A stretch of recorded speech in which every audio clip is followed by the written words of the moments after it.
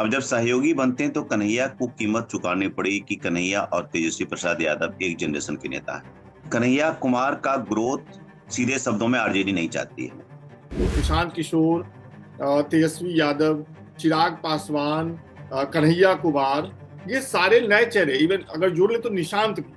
अब ऐसा लग रहा है कि बिहार में भी लीडरशिप बदल रहा है। और आप जो नीतीश जी वाली बात बोल रहे थे, नीतीश जी ने वो बात मुझे खुद कही थी किताब में कि अच्छा। मैं सत्ता को अपने जनरेशन में लाना चाहता था। मैंने जब बिल्कुल उनका बिल्कुल। इंटरव्यू लिया था, हम्म। मैंने 20 मिनट मांगा था, उन्होंने 2.5 घंटे दिए थे। तो हमारे साथ संतोष सिंह जी हैं। संतोष सिंह जी बिहार के जाने माने पत्रकार हैं, लेखक हैं। नीतीश कुमार, लालू यादव से लेकर के कर्पूरी ठाकुर तक पर इनकी किताब आ चुकी है। ऑफ कैमरा में संतोष जी आप पहली बार आ रहे हैं, इसलिए मैंने ये परिचय करवाया। वैसे आपको परिचय की जरूरत नहीं है, ये बात हम अरे सब नहीं। जानते हैं, है ना, जब भी बिहार की बात होती है। और अभी संतोष जी इंडियन एक्सप्रेस से जुड़े हुए हैं। मैं आपकी एक रिपोर्ट पढ़ रहा था इंडियन एक्सप्रेस में, जो आपने एक दिन कन्हैया के साथ जो उनकी पदयात्रा है उसमें बिताने के बाद जो लिखी है, उसमें सबसे जो लास्ट में आपने जहां पे रिपोर्ट खत्म की है, वहां पे जो आपने एक यादव जी के हवाले से लिखा है कि कांग्रेस को लोग भूल चुके हैं और इनको साल भर बिहार में रहना पड़ेगा, सिर्फ चुनावी साल में नहीं रहना पड़ेगा। मेरा सवाल यहीं से है। कन्हैया कुमार कह रहे हैं कि ये चुनावी यात्रा नहीं है, आपकी रिपोर्ट में भी इसका जिक्र है, लेकिन ये यात्रा है फिर क्या? इसको जरा डिकोड करिए। नहीं, देखिए, यात्रा तो ऑफकोर्स चुनावी वर्ष के लिए। देखिए, सदाकत आश्रम कितना ही फेमस एड्रेस रहा है। एक सोचिए, एक जमाने में जब श्री कृष्ण सिंह मुख्यमंत्री थे, लंबे समय तक कांग्रेस ने 1990 तक राज किया, और क्या हनक हुआ करती होगी सदाकत आश्रम की। और अचानक आप ये कहते हैं ना, कि मैं ये कहता हूं कि पब्लिक मेमोरी से कांग्रेस का ऑप्टिक्स गायब हो गया था कि कांग्रेस लगती कैसे है। हाथ हाथ छाप लोगों, ठीक है, पुराने लोग अभी भी बात करते हैं हाथ छाप की, लेकिन उनके विजुअल्स नहीं दिख रहे थे। यदा कदा यात्राएं कर रहे थे तो कन्हैया, आप इन्होंने क्या किया, एक विकास आप देखिएगा, एक पावर ट्रांसफॉर्मेशन बहुत ही ढंग से हुआ है कांग्रेस में। पहली बार मैं देख रहा हूं कि बिहार के कांग्रेस में 50+ और उसके नीचे वाली की ट्रोइका बनी है। कन्हैया कुमार अभी 40 भी नहीं हुए हैं, उसके नीचे हैं। और कृष्णा अलवरू 51 के हैं। राजेश कुमार 56 के हैं। तो ये 50 वर्ष के लोग जवान माने जाते हैं पॉलिटिक्स में। ये एक तरह से ट्रोइका बनी है यंग लीडर्स की। और इन्होंने एक तरह से जो एक कांग्रेस में जो पॉलिसी पैरालिसिस थी, उसको दूर करने की कोशिश की है। भले ही इलेक्शन ईयर में है, वो आप वो की स्थिति में थी। और आप देखिए कि किस प्रकार अखिलेश प्रसाद सिंह पर एक आरजेडी मैन इन कांग्रेस वाला एक टैग लगा रहता था। और कांग्रेस की अपने संगठन की शक्ति इतनी कमजोर थी, संगठन दिखता नहीं था, तो वो भी था कि उस संगठन को कैसे दिखाएं। और अभी देखिए कि उनके सारे जो बयान आ रहे हैं, उस बयानों में एक ये है कि हम अभी गठबंधन में हैं कि नहीं है, बाद में डिसाइड करेंगे। वो एक कहीं ना कहीं वो कांग्रेस असर्ट कर रही है। तो वो जो आप जो लास्ट कोर्ट की बात कर रहे हैं, वो यही कह रहा है कि इससे काम नहीं चलेगा। मैं जिस यात्रा में था, मैं तो बहुत क्रिटिकल नहीं हो पाया, लेकिन आपके मंच से बोल सकता हूँ। मैंने थोड़ी सी सलाह भी दी, मिन मांगी सलाह भी दी कि आप 400-500 लोग लेके चले हैं। अब जा रहे हैं, फोटो खिंचा रहे हैं, वही लोग आपको माला पहना रहे हैं। तो और जो चाय ब्रेक में लोग मिल रहे हैं, तो क्या आपको पता है कि कितने आपके कार्यकर्ता हैं, कितनी पब्लिक है? लास्ट में आप नुक्कड़ सभा कर रहे हैं, नुक्कड़ सभा में भी 400-500 होगा, नुक्कड़ सभा काफी है। तो अपने ही लोगों के द्वारा भीड़ जुटाई गई भीड़, तो इससे काम नहीं चलेगा। आपको आपके स्क्रिप्ट में अचानक किसी घर में चले जाना, किसी नॉक कर लेना, कहीं बैठना, किसी के यहाँ चाय पीना, भुजा खाना, और लास्ट में एक ऐसी सभा करना जिसमें कि 5,000 लोग कम से कम ऑर्गेनिकली आए, तब आपका ग्रेट विजुअल तैयार हुआ। बट एक अंग्रेजी में कहावत है, बेटर लेट देन नेवर। तो कांग्रेस ने एक प्रयास किया है। तो अच्छा है, पॉलिटिकल पार्टी में, एक स्वस्थ डेमोक्रेसी में अगर हेल्दी अपोजिशन हो, स्ट्रांग अपोजिशन हो, तो डेमोक्रेसी के लिए बहुत ही शुभ संकेत। आप जो कह रहे हैं, जो जो यात्रा वाली बात कर रहे हैं, उसको थोड़ा सा मैं, अगर मैं सही समझाऊं, इसलिए मैं ये इसको बोल रहा हूं कि आप ये कह रहे हैं कि जैसे राहुल गांधी या कोई भी बड़ा नेता जिसके आसपास एसपीजी की सुरक्षा होती है, तो उसका एक रूट प्लान बनता है, उनके लिए बड़ा मुश्किल होता है उस रूट से डाइवर्ट हो पाना। तब भी बड़े नेता हो जाते हैं, सुरक्षा को धत्ता बता के वो चले जाते हैं। कन्हैया कुमार के पास ये आजादी थी कि वो तय रूट के अलावा भी थोड़ा मूव कर पाते, गांव में चले जाते, कुछ परिवारों से मिले थे। आप ये कह रहे हैं जो नहीं हो रहा है यात्रा में, आप ये कह रहे हैं ना?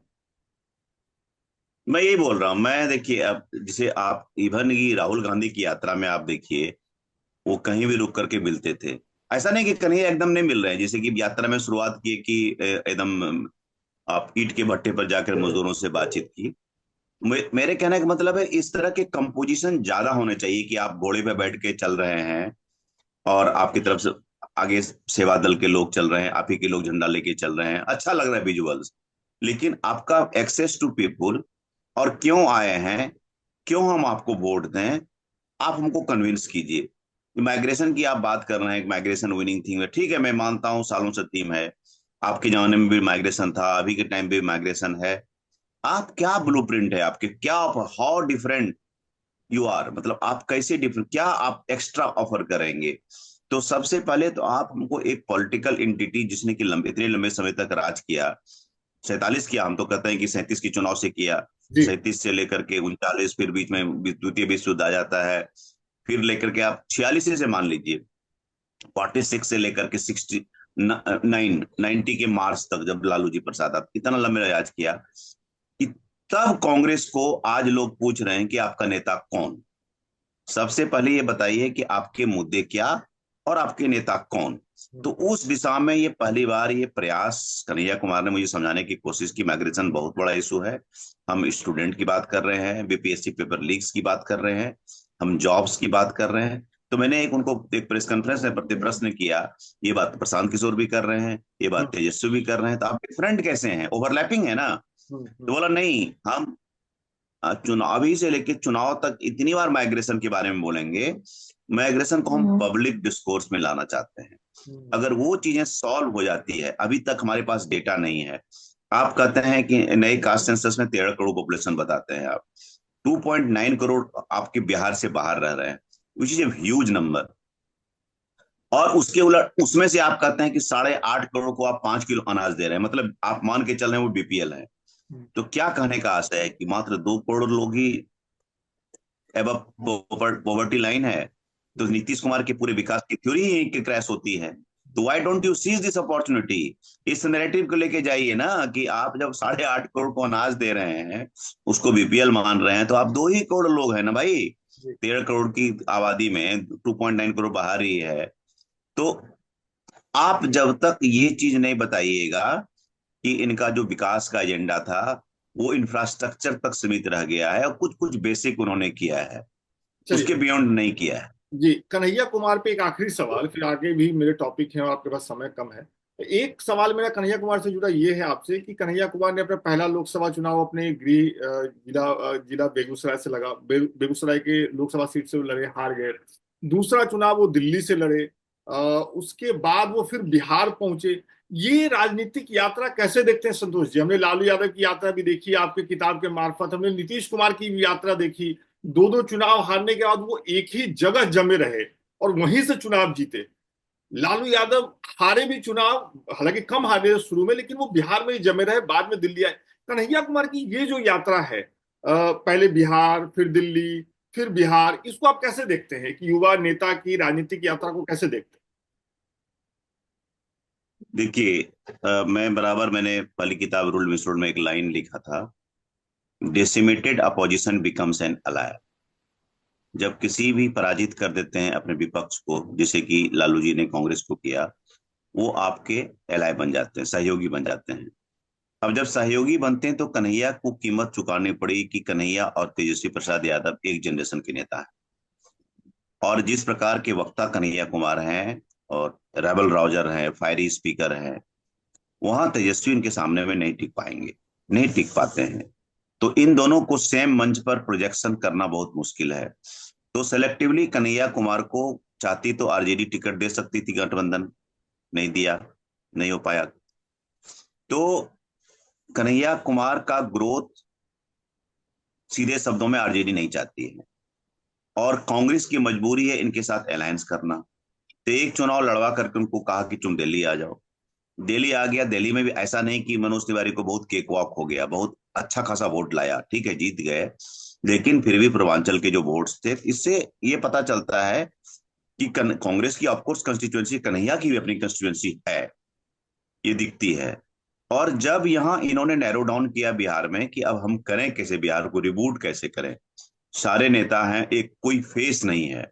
अशोक चौधरी के बिट्रेयल के बाद जो है दिल टूट गया राहुल गांधी का। मतलब सबसे ज्यादा उन्होंने अपनी जो ताकत दी थी अशोक चौधरी को दी थी फ्री। उसके बाद देखिए एडहॉक चला, कुछ दिन कौकब कादरी रहे, मदन मोहन झा बनते हैं, अखिलेश प्रसाद बनते हैं, लेकिन मिला जुला करके एक नेता नहीं दिया। तो उनको लग रहा है कि इस लड़के में संभावना है, इसको बिहार घुमाते हैं और फिर देखते हैं क्या होता है।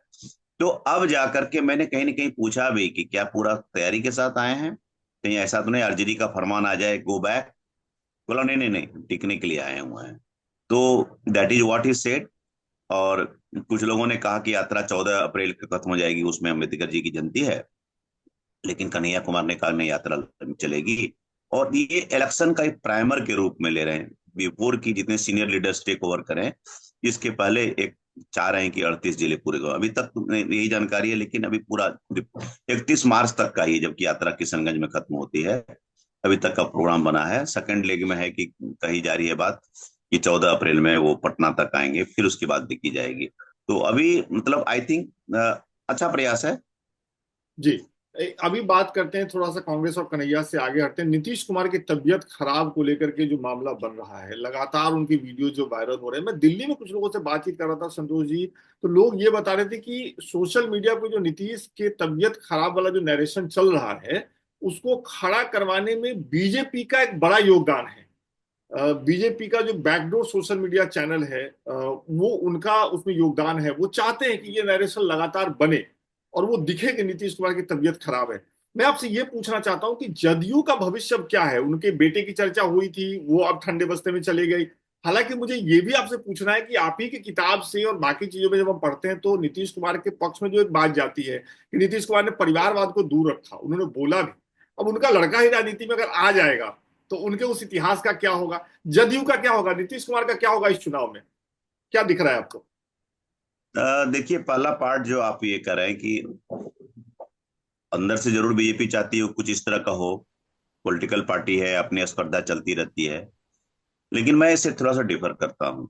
जब आप मुख्यमंत्री हैं तो आप पब्लिक डोमेन में हैं, आप विधानसभा में बोल रहे हैं, आप परिषद में बोल रहे हैं, प्रेस कॉन्फ्रेंस तो नहीं करते हैं पत्रकारों से, on the side lines of any function बोलते हैं कोई बाइट के माध्यम से।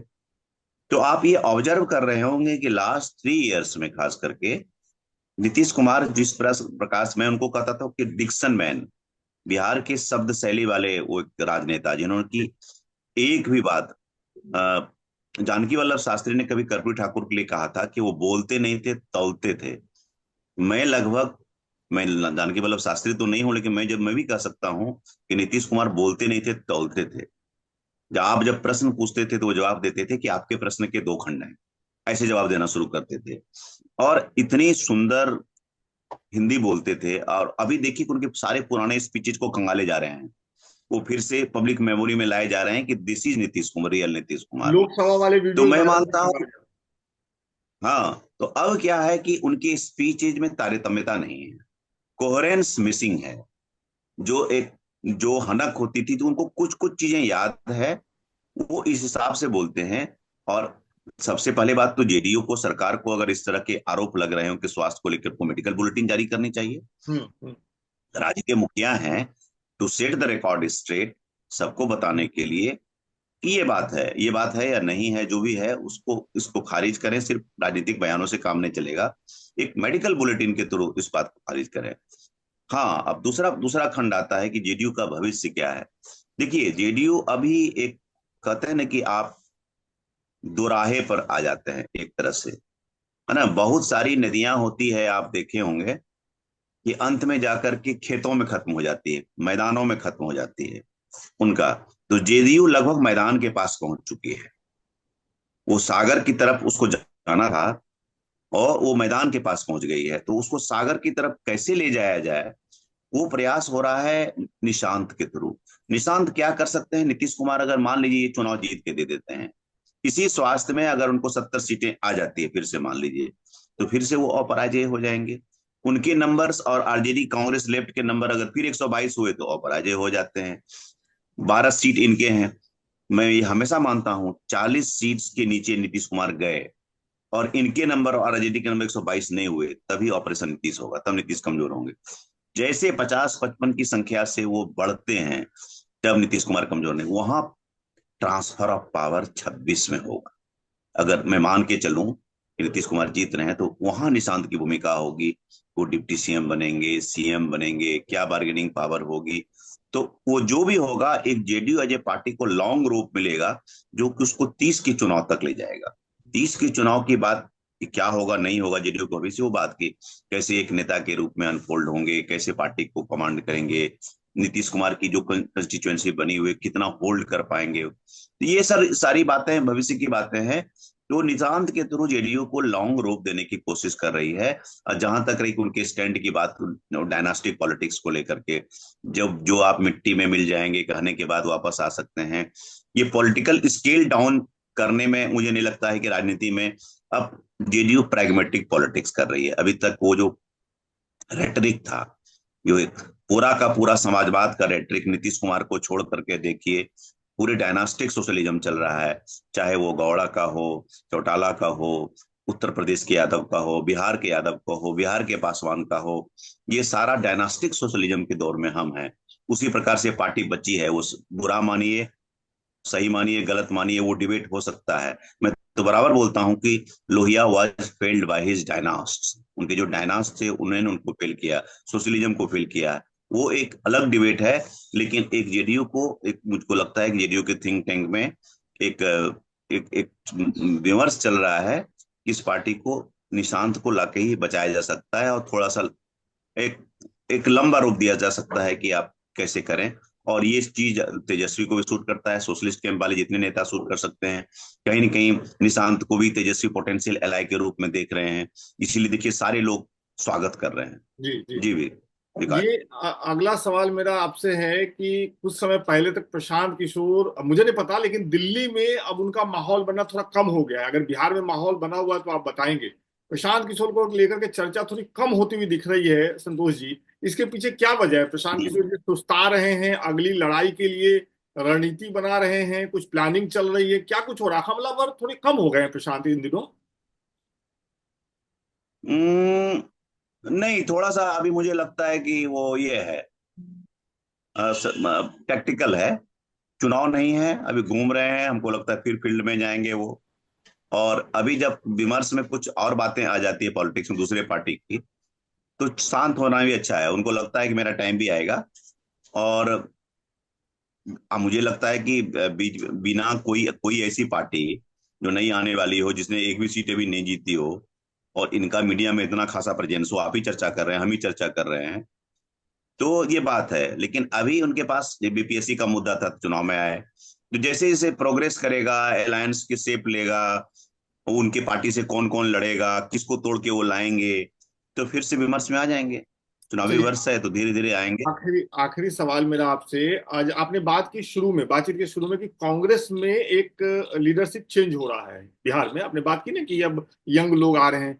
मैं अब बिहार के परिप्रेक्ष्य में आपसे पूछ रहा हूँ। प्रशांत किशोर, तेजस्वी यादव, चिराग पासवान, कन्हैया कुमार, ये सारे नए चेहरे, इवन अगर जोड़ ले तो निशांत भी।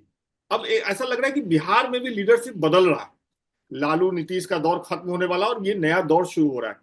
बिहार की जनता के हिसाब से अगर वो देख रहे हैं, लोग देख रहे हैं, तो ये जो सारे युवा चेहरे हैं संतोष जी, इसमें अगर आप एक थोड़ा तुलना करके बताएं। थोड़ा सा मतलब लंबा जा सकते हैं आप, जितना जाना चाहें, लेकिन आप जैसे ही बताना चाहें। लेकिन मैं चाहता हूं कि इन चेहरों का एक थोड़ा तुलनात्मक अध्ययन हो जाए। निशांत, तेजस्वी, चिराग, प्रशांत और कन्हैया। देखिए तेजस्वी 12 में पॉलिटिक्स में आते हैं और अच्छा ट्रेनिंग अपने आप को देते हैं। लोग उनकी शिक्षा के बारे में जो बात करें, मैं कई बार मिला हूँ, अच्छी खासी राजनीति की समझ है और तैयारी के साथ आए हैं। और वो लालू प्रसाद के पुत्र होने के कारण एक जनाधार के साथ, और उस जनाधार को उन्होंने समेटा। पिता जब जेल गए तो उन्होंने कमांड पार्टी को लिया और भी 2020 के चुनाव में अकेले दिखा दिया कि वो लगभग सरकार बनाने की कगार पर पहुंच गए। 110-12 सीटों से दूर रहे, तो उन्होंने अपने आप को प्रूव कर दिया। और अब जो खास करके विधानसभा में अगर कोई एक अगर अच्छा स्पीच अगर किसी का होता है आज के डेट में, वो तेजस्वी का होता है। जिस 2005 के पहले कुछ था जी, इस बात का जो जवाब दिया तेजस्वी ने, पूरे फैक्ट्स फिगर, अनलाइक आरजेडी के कल्चर में ये चीजें नहीं थी। उन्होंने आरजेडी के कल्चर में एजुकेशन को लाया है, और लॉजिक को लाया है, और फैक्ट्स रेफरेंसेस साइटेशन को लाया है। ये एक डिबेट के लिए बहुत ही हेल्दी साइन है। अदरवाइज नीतीश कुमार का ये कहना कि अरे तुम तो मेरे दोस्त समान, दोस्त के बेटे हो, भाई समान दोस्त के बेटे हो, तब तो विवाद ही खत्म हो गया। इट इज समथिंग लाइक मेरे पिताजी एक बार कैरम बोर्ड में हमसे हार गए, तो दुखी हो गए, तो हमके मैंने उनको कहा कि हम सब भाई खेलते थे, तो मैंने कहा कि आप पहले तय कीजिए कि आप पिता के रूप में खेलते हैं कि या फिर प्रतिद्वंदी के प्लेयर रूप में खेलते हैं। प्लेयर के रूप में खेलते हैं हम। हाँ। हाँ, तो उसी इस प्रकार के डिबेट हो रहे हैं कि भाई ये डिबेट, ये नीतीश कुमार के लायक डिबेट तो नहीं हुआ प्रति प्रश्न।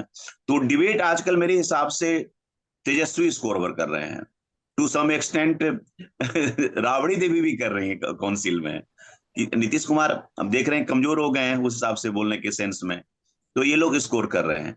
तो मैं तेजस्वी को देखता हूं, अब तेजस्वी की चुनौती ये है कि MY+ क्या लाते हैं, कैसे लाते हैं, उनकी कोर वोट प्लस वॉट, ये उनकी चुनौती है। और वो कॉम्बिनेशन, जब उस कॉम्बिनेशन की तलाश में है। निशांत के बारे में चर्चा हो चुकी है, वो ओपन कितना ओपन करेंगे अभी एक्सपोज नहीं है, हम नहीं जानते हैं कितनी उनको वर्ल्ड व्यू क्या है, बिहार की पॉलिटिक्स के बारे में क्या अंदाजा है, प्रशासन के बारे में क्या उनकी जानकारी है, तो वो अभी हम उनके बारे में कोई कमेंट नहीं करूंगा। ठीक बात, ठीक बात।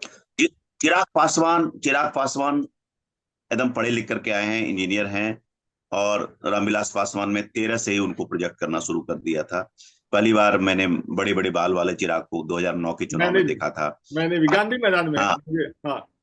मैं देखा था वहीं, मैं देखा था हाजीपुर में, देखा था हाजीपुर में देखा था, जो चुनाव रामविलास जी हार गए थे, तो वो घूम रहे थे, तो उसी समय से लग गया, तब तक तो सिनेमा में ट्राई कर रहे थे।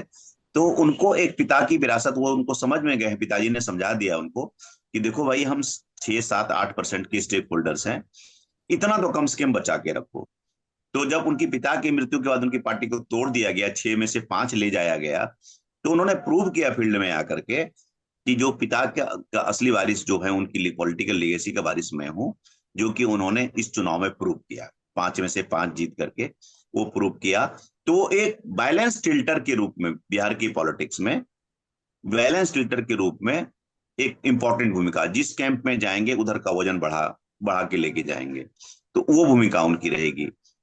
प्रशांत, of course Prashant poll strategist हैं, और उन्होंने बहुत अच्छी बात कही थी कि मैं पहले एयर एयर ही था as a poll strategist, data तो मेरे पास बहुत थे, मैंने ग्राउंड में नहीं था, मैं एयर एयर ही था। अब मैंने ग्राउंड को मैंने हिट किया है, and hitting hitting the ground is my take off. Hmm. मेरा ग्राउंड को हिट करना ही मेरा टेक ऑफ है। तो वो जान रहा है, वो फील्ड में घूम करके, इतने गांवों को घूम करके, 17-18 डिस्ट्रिक्ट में घूम करके वो नब्ज जान रहे हैं कि पलायन है, रिवर्स माइग्रेशन है, एजुकेशन है, बेरोजगारी है। वो सारे कोर इश्यूज आज के डेट में मुझे लगता है सारे नेताओं से ज्यादा समझते हैं पीपुल्स पल्स। अब है कि उनकी एक्सेप्टेबिलिटी क्या होगी, सोशलिस्ट पॉलिटिक्स उनकी क्या जगह है, सेफरन डोमिनेंस में वो कैसे जगह बना पाते हैं। तो वो अपने लिए कंस्टिट्यूएंसी क्रिएट करने, एक प्रोसेस है, पॉलिटिकल प्रोसेस है, ये इनका ये टेस्ट होगा। उन्होंने 10% वोट लाए 4 उपचुनाव में, तो जी। वो किसकी किसकी कंस्टिट्यूंसी तोड़ते हैं, कैसे अपनी कंस्टिट्यूंसी बनाते हैं, ये उनके लिए। अब वो सीरियस नेता लग रहे हैं, और उनकी जानकारी और जिस प्रकार का इलोक्वेंस है, तर्क है, उसमें कोई डाउट नहीं। कन्हैया कुमार की हम चर्चा कर ही चुके हैं, जेएनयू के डेट से बहुत बड़े स्पीकर हैं। तो अब हम लेवल 2 में पहुंच गए हैं। हम्म। लेवल 2 अनफोल्ड 26 के बाद कंप्लीटली हो जाना शुरू हो जाएगा। हम्म। जी विकास। मुझे यहाँ याद आ रहा है वो एक किस्सा जो मैंने पढ़ा बिहार से जुड़े हुए, कि जब लालू यादव मुख्यमंत्री बनने वाले थे, नेता प्रतिपक्ष बनने के बाद, और नीतीश कुमार उनके रणनीतिकार के तौर पे काम कर रहे थे, तो शायद शंकरशन ठाकुर ने उनसे पूछा बाद में कि आप लालू यादव की मदद क्यों कर रहे थे, तो उन्होंने कहा था कि मैं चाह रहा था कि नेतृत्व परिवर्तन हो और हमारी श्रेणी में, हमारे उम्र एज ग्रुप में वो नेतृत्व आए। तो यहाँ पे वो बात मुझे याद आ रही है। आखिर में ये बातचीत खत्म करेंगे, अगर बीजेपी की बात नहीं करें तो संतोष जी, दर्शक हमें कहेंगे कि ये क्या बातचीत की तुम लोगों ने। बिहार बीजेपी क्या तैयारी कर रही है, जो दिल्ली में पता चला वो ये पता चला कि बिहार दिवस के मौके पर बीजेपी ने देश भर में जो प्रवासी बिहारी रह रहे हैं उनके उनके साथ मीटिंग्स करने की एक पूरा चेन डिजाइन किया है। उनके बिहार के नेता ट्रैवल कर रहे हैं देश के अलग अलग हिस्सों में, प्रवासी बिहारियों के साथ मीटिंग हो रही है, कुछ सभा सम्मेलन नुक्कड़ सभाएं हो रही हैं। बिहार में बीजेपी क्या तैयारी है, इसके साथ ये बातचीत खत्म करेंगे। बिहार बीजेपी की अभी मुझे कुछ खास तैयारी नहीं लग रही है। बीच में वो अभी नीतीश कुमार के साथ जो यात्रा चल रही थी, तो नीतीश जी की यात्रा के कारण जो है उन्होंने कोई अपना कोई डिवोटेड कोई प्रोग्राम नहीं रखा है। संगठन के स्तर पर उनके जो काम वाम चलते रहते हैं, और आयोजन के स्तर पर अभी मैं नहीं देख रहा हूँ। और अभी स्ट्रेटजी सब तैयार हो रही है। कल ही देखिए राधा मोहन सिंह के घर पर बिहार को लेकर के लंबी मीटिंग थी, मुलाकात हो गई। तो मुझे मुझे लगता है कि मध्य अप्रैल से इनके प्रोग्राम अनफोल्ड होंगे। और आप जो नीतीश जी वाली बात बोल रहे थे, नीतीश जी ने वो बात मुझे खुद कही थी किताब में, कि अच्छा। मैं सत्ता को अपने जनरेशन में लाना चाहता था। मैंने जब बिल्कुल बिल्कुल। उनका इंटरव्यू लिया था, मैंने 20 मिनट मांगा था, उन्होंने 2.5 घंटे दिए थे। उनको मेरे प्रश्न की क्वालिटी से इतना आनंद आने लगा, तो वो लगा अरे बड़ा शोध करके आए हैं आप, ऐसे बोलते हैं हम, के आपके आने के पहले किताब संपन्न करके फिनिश करके आए हैं। और कुछ कुछ प्रश्न थे जिसमें कि आपका जवाब नहीं आता, अधूरा रह जाता।